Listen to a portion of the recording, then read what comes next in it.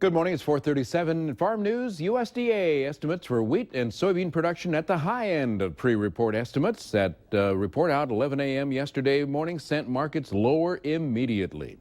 U.S. soybean production at 3.85 billion bushels on the high side of the trade guesses. U.S. corn production guessed at 13.63 billion bushels, near the average. USDA pegged the national average soybean yield at 46 bushels per acre and the corn yield at 166.8 bushels an acre. USDA also forecast all wheat production near the high end of the pre-report guesses at 2.12 billion bushels. Hard red winter wheat production estimate coming in higher than expected, 887 million bushels. USDA says it sees an average national yield of 44.5 bushels an acre for winter wheat. And they say its objective yield survey showed higher head counts than last year in Colorado, Kansas, Montana, and Oklahoma. Head counts in Nebraska and Texas were lower. This is the first month that USDA comes out with what they call the objective yield estimates.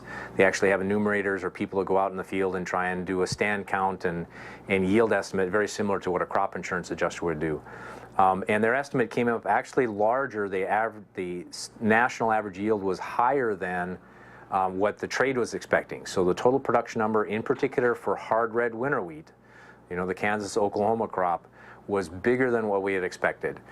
The other change they made, which I think is also an offset to that, is they did increase the expected feed consumption. So I think that's signaling that we may have some quality problems showing up in the hard red winter wheat crop.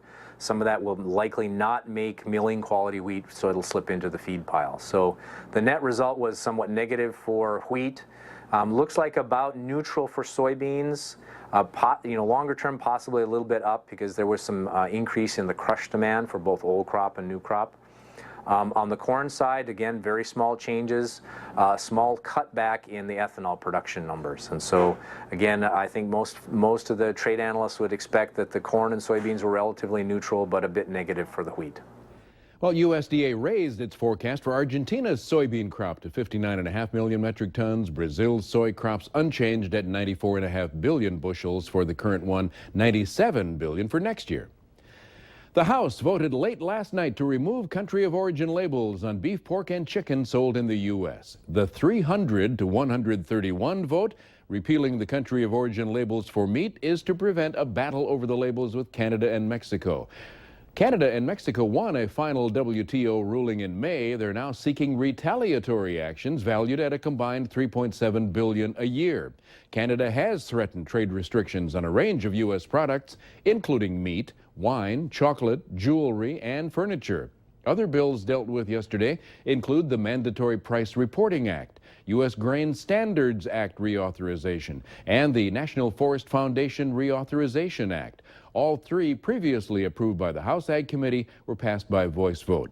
Senate Ag Committee Chair Mike Conaway of Texas said that cleans up the books of the House Ag Committee, addressing every item on the Congressional Budget Office's list of unauthorized appropriations.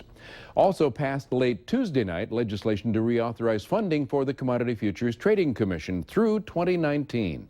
House Ag Committee Chair Conaway said it provides relief from unnecessary red tape. However, Colin Peterson, the top Democrat on the House Ag Committee, voted against it. He said, quote, "This is, in my opinion, all cost and not a lot of benefit unless you are one of the 9 big banks who, as far as I'm concerned, have not learned a thing from the financial crisis." President Obama issued a veto threat against the bill. When it comes to optimum yield for soybeans, replanting can be pretty tricky. NDSU Extension Specialist Hans Kandel is shedding some light on replanting soybeans.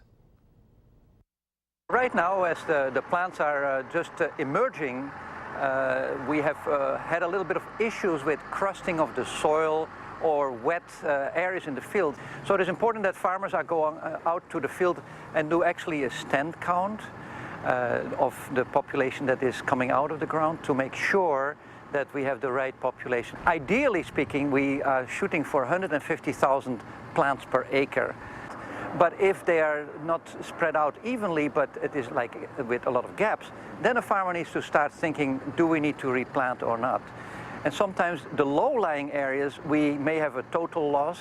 We kind of recommend only to think about replanting the whole field if we absolutely need to. Otherwise, It is probably better if you have a low stand, half the stand, which is about 75,000, evenly distributed, still to leave it.